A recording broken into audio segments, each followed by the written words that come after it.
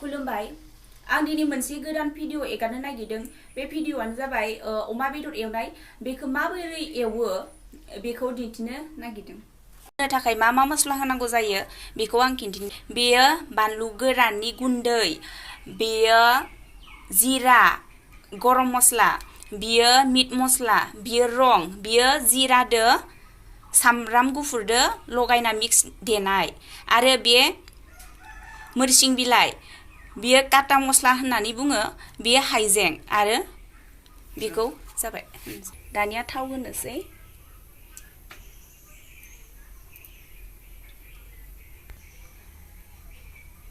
बेखौ एसे गरम होना लानोसै। थावा गुदुं जाबाय, एबार सामब्रामखौ होनोसै।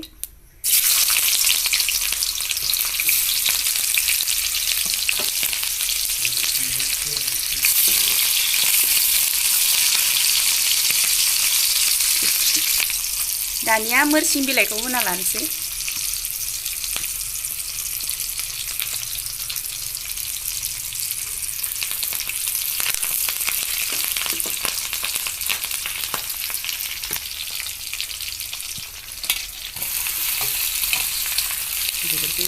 बेदरखौ होबाय दाना।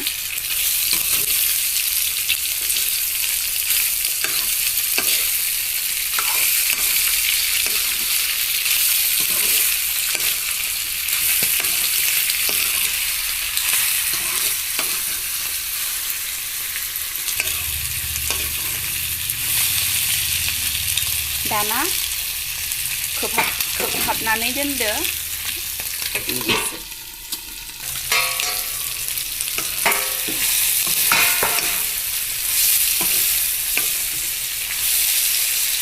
दाना संख्रिखौ होना लानोसै।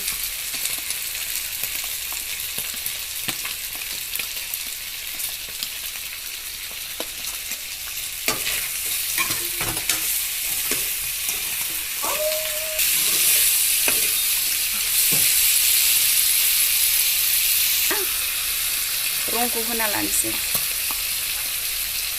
आरो सामब्राम दावखिदो आरो जिरादो होना लानोसै, आरो रेड चिलिखौबो होना लानोसै।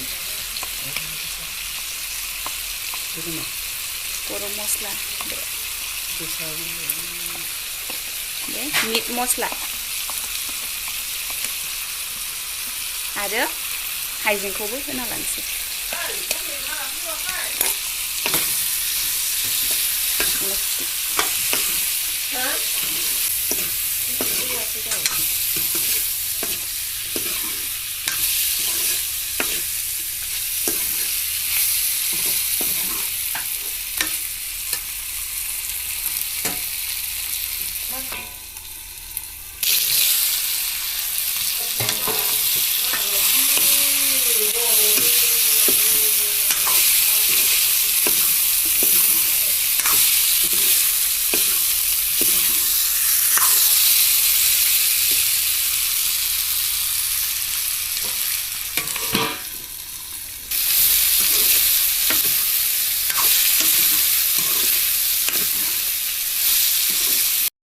दाना बानलु गोरानखौ होनि। माने एसे सिगाङाव होबाला एसे माने खामब्राम खामब्राम जायो नालाय, बेखायनो दा होनोसै आरो एसे माबानोसैफोराव।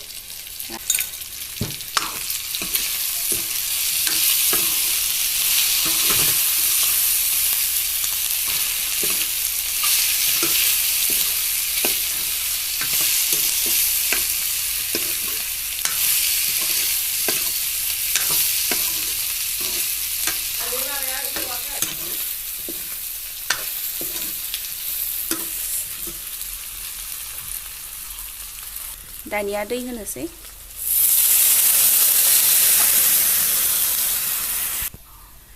बेखौ दा दैखौ रानहोनोसै 5 मिनिटनि उनाव थागोनखौ खोबनानै दोनगोन 5 मिनिट।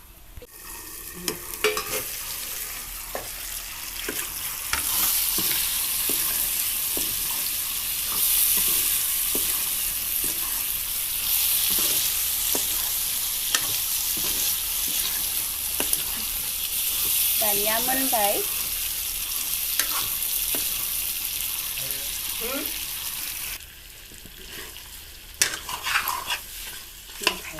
आंनि